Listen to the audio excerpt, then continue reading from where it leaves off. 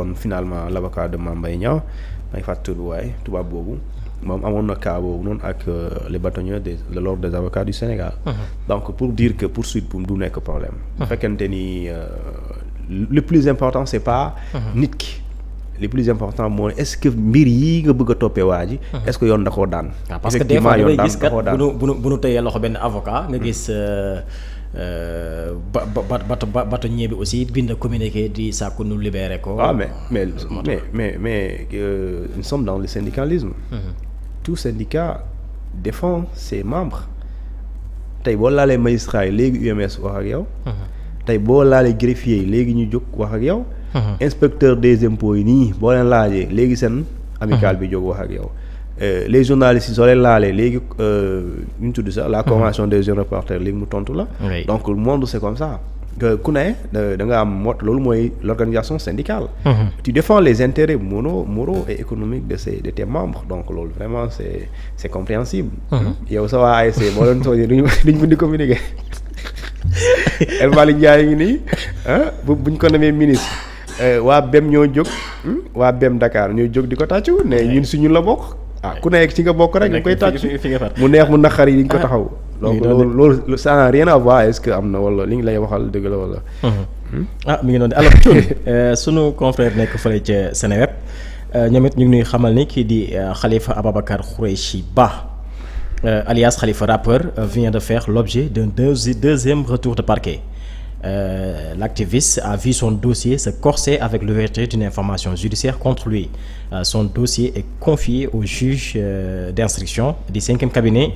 Dans son réquisitoire introductif, le procureur aurait sollicité le mandat de dépôt contre Khalifa Rappeur. Il sera probablement inculpé demain, mercredi. Khalifa Rappeur a été traîné en justice par Mame Boye Diao, le banquier Moustapha Sow et franco-libanais pour diffamation et collecte de données à caractère personnel. Donc loolu ndax tey jii la doon jàkkaarloo procureur moom aussi mais dafa jot am li nga xam ne nag moo deuxième retour parquet waaye nag mu mel ni mbir mi ngi xaw a compliqué ci moom ndax boo moytuwul dossier am instruction la daal di jëm waaye moom bu mu jàkkaarloo procureur daf ñu xamal ni kàddu yu mu yëkkati daf ko wax en tant que lanceur d'alerte waaye aussi pour sàmm li nga xam ne nag moo di àq ak yelleefu sénégalais yi. Alors yow it lan nga nu mën leeral par rapport ak kaaw kii di Khalifa Rappeur moom it ba ñu ko tegee loxo boobaak léegi daanaka mbir mi ngi commencé compliqué ci wetam. Je rappelle que lanceur d'alerte amul Sénégal. amul Sénégal amagul d'ailleurs soo mbubboo costume lanceur d'alerte aussi. yoon da lay daan.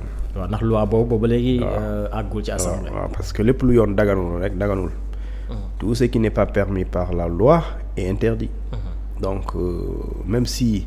loolu c'est une intention c'est un discours c'est un projet du régime bëgg na mu am jamono ji peut-être mu ngi xool nan lay amee léegi pareegul tëggagul loi bi créégul benn cadre yow ngay agir di defaale da nga lay daan de sëñ bi loolu vraiment erreur boobu nit bañ di ko def alors li nga wax sànq xam nga les journalistes li parlent et utilisent le conditionnel mais man dinaa la moom dama koy jox cëslaay kooku bind loolu dama koy dem cëslaay te bu xooloon cëslaay boobu sax soo moytul dootu fi nekk di utiliser ay conditionnel déedéet si là code de procédure pénale dafa wax lu leer daf ne nit yi nga xamante ni dañ leen di toppee jëf yi nga xamante ni lu ko dalee article 56 ba 100 bu procureur defee réquisition motivée dûment motivée la wax dûment motivée xam nga da ngaa wax le procureur a demandé def ko mandat de dépôt procureur loolu lu ko yoon wax loi bi daf ko ne sur réquisition dûment motivée du procureur de la République bu fekkee nit ñi dañ leen di toppee fait yi nga xamante ni yoon moo ko xeex ci article 56 ba 100 ak article 255 division de fonds waxoo ko fi léegi ñu ne lii le mandat de dépôt il est obligatoire je te lis l'article lu mu wax daf ne sur les réquisitions dûment motivées du ministère public le juge d'instruction est tenu de décerner un mandat de dépôt contre toute personne inculpée de l'un des crimes ou délits prévus par les articles 56 à 100 et 255 du code pénal 255 c'est la diffusion de fausses nouvelles gisuma Arouna mais soo moytuwul loolu moo ko nar a moo ko nar a dal. mais pare ñu ne la demande de mise en liberté provisoire d'une personne détenue provisoirement par l'un des crimes ou délits sollicité à l'alinéa précédent sera déclarée irrecevable si le ministère public s'y oppose par réquisition dûment motivée. C'est comme tu peux comprendre le cas Abdou Nguer. Abdou Nguer lu article 255 la ñu wax. donc boo indee demande de mise en liberté provisoire bu procureur waxee mukk. bu waxee non et non boobu ñu ne dûment motivé. il est obligé, la demande de mise en liberté provisoire est irrecevable. et d'office rejeté. Ça veut dire que da ngay toog c'est comme ça. donc jàppal ne kon léegi nag retour de parquet xam nga lu ñu ci jublu peut-être. demain mu jàkkal ak juge d'instruction bi.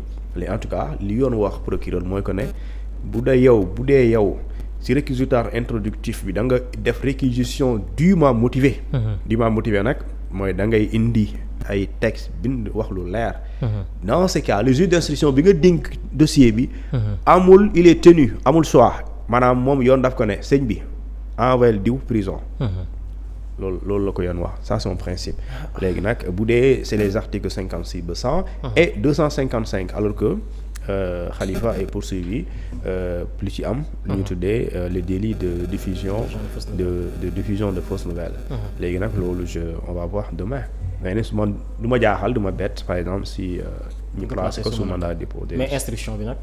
instruction ça aussi juge d'instruction moom mooy xool. c'est pas le procureur qui détermine ça. procureur dañ ko ne mën nga sant juge d'instruction mu envoyé ko prison. léegi su boobaa mën nga demander ko requérir ci réquisition yi mooy demander naa la non seulement nga yóbbu ko ci kaso bi waaye tijjil instruction ci moom. et dans ce cas l'instruction même si du obligation. mais dans ce cas faculté la et loolu c'est laissé à l'appréciation du juge d'instruction. sauf que moom il est tenu mu yóbbu ko ci kaso bi waaye instruction moom. su boobaa moom mooy xool ndax jar na ko wala jaru ko su dee jalu ko. nga tànnal ko bés bi ñu koy àtte comme ni ñu def Azura en tout cas ñett yooyu moo am. soit nga classé dossier bi sans suite procureur bañ la ko jox. wala bu mu la ko joxee nga envoyé ko ci kaso bi wala nga def ko contrôle judiciaire. wala nga téye ko ci kaso bi nga tijji lu ñu tuddee instruction. mais instruction boobu aussi mënul dépasser 6 mois. très bien alors Thione danay ñëw ci sortie bi nga xam ni ñii layal Farba Ngom ak Tahirou Sarr def nañ ko nag tey jii ku ci mel ni maître Amadou Sall ak maître Doudou Ndoye ñoom nag jàpp na ni anam bi ñu tegee loxo kii di Farba Ngom ak Tahirou Sarr dëppwul ak yoon ginnaaw ba leen jébalee seen mandat de comparution bi ñu ñëwee fële ca parquet financier dañ leen daal di interroger wuñ leen ci li nga xam ne nag moo di chef d'inculpation yi maanaam tuuma yu ñu teg seen ndodd ñoom kenn laaju leen si waaye aussi kenn auditionné wu leen ci mbir moomu donc ñoom jàpp na ne jusqu'à présent ñoom Farba xamuñu lan nañu def waaye aussi di qualifier li nga xam ne nag moo di boobule procédure d'OPAC et attentatoire